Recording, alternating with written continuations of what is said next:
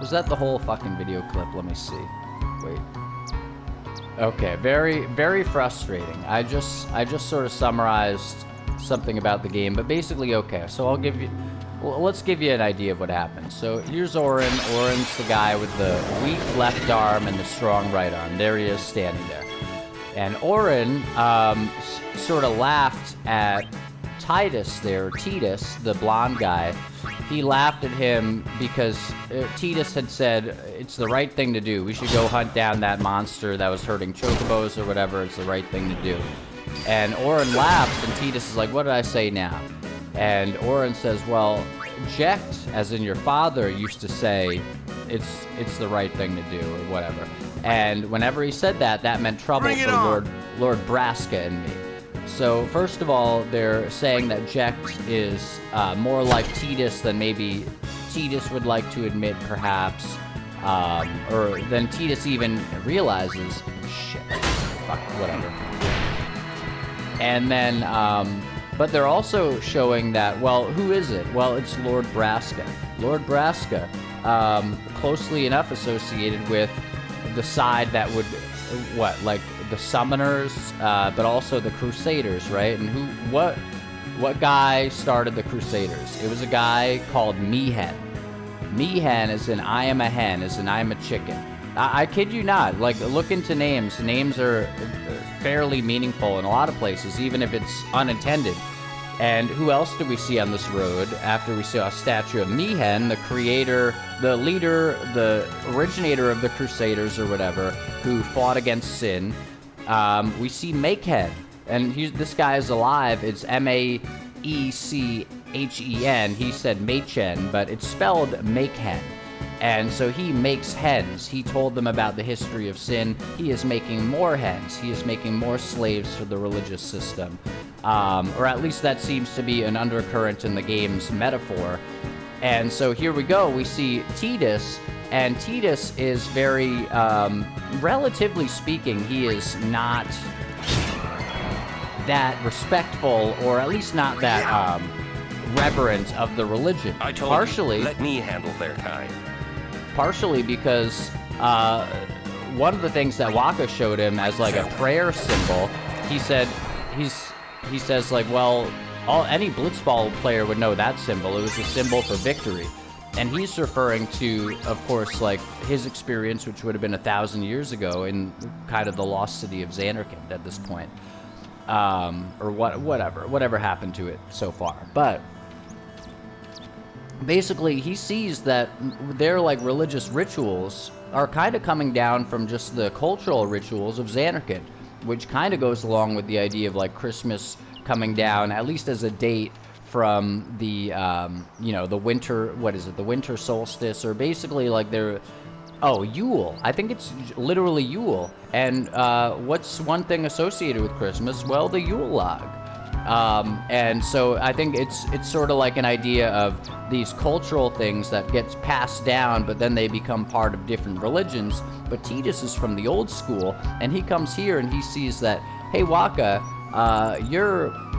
your cultural thing, it may be important to you guys, but it's just like a fucking victory signal for our sports game. Now maybe let this be Final Fantasy X period part 2. Well, first of all, what did we see with Jecht? So, yes, Jecht might be more like Titus than Titus thought. But also, what do we see with Auron? Well, Auron was with Lord Braska, right? He was with Lord Braska, who's just basically, like, indeed a part of their fucking, religious slash mind control, i.e. governmental hierarchy. Governmente mind control.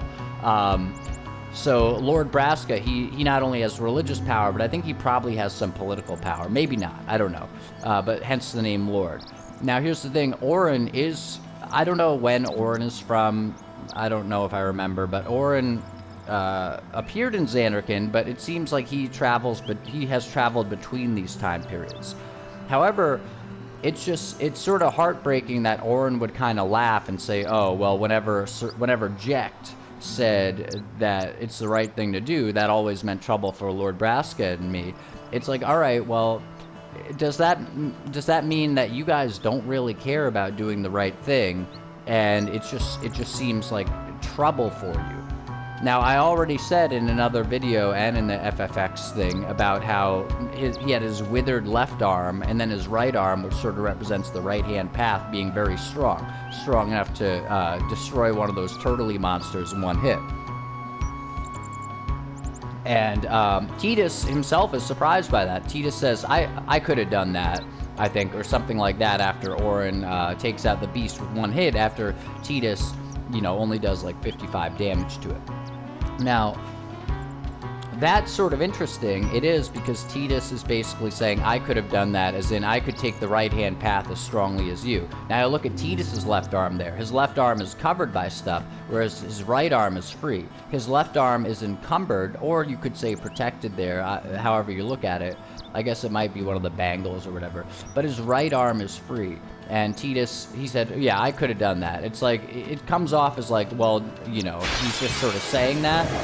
But on another level, it sort of comes off as like, well, maybe he could have done that. Because here he is, he literally came from Zanarkand from the past, and now he's here to help Yuna on her journey in fighting Sin.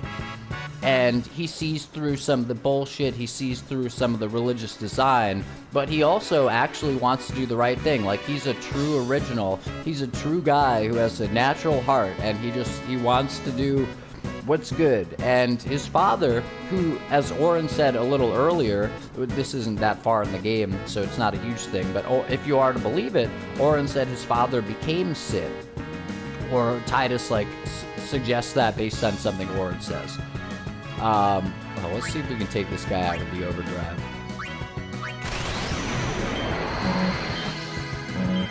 Oh, no! Shit. Darn it. Do it. Darn it. Okay. Well, anyway, Auron is... Fuck. Wait. Yeah, so basically, it seems like... Look around you. Like, think about in your own life. When you see someone who is, kind of laughing about the idea of somebody doing good, and they're saying like, oh, haha, whenever your father said it's the right thing to do, that always meant trouble for us. That kind of comes off partially, yes, as somebody who's like, yeah, this guy's kind of taking egocentric strides or streaks of action to try to... It would be something like... It would be to try to, like, make himself look good or something. It's like, all right, well, yeah, maybe so, but at the same time, what do you feel when somebody kind of laughs when somebody else says it's the right thing to do? Well, what seems to me something along the lines of, basically that seems like somebody who doesn't really care to me. That seems like somebody who thinks it's just fucking bullshit to do good. That seems like most of the sort of weakened and destroyed people who are like, yeah, oh, I'll just wear this surgical mask in public like a fucking serial killer, like Dexter, like they showed us in the fucking predictive programming shit. I'll wear this surgical mask in public because, whatever, what am I doing? Or like, oh, I'll take this injection, why? Because because I've got to support my family. And it's like, yeah, well, could you support your family by being a stronger person?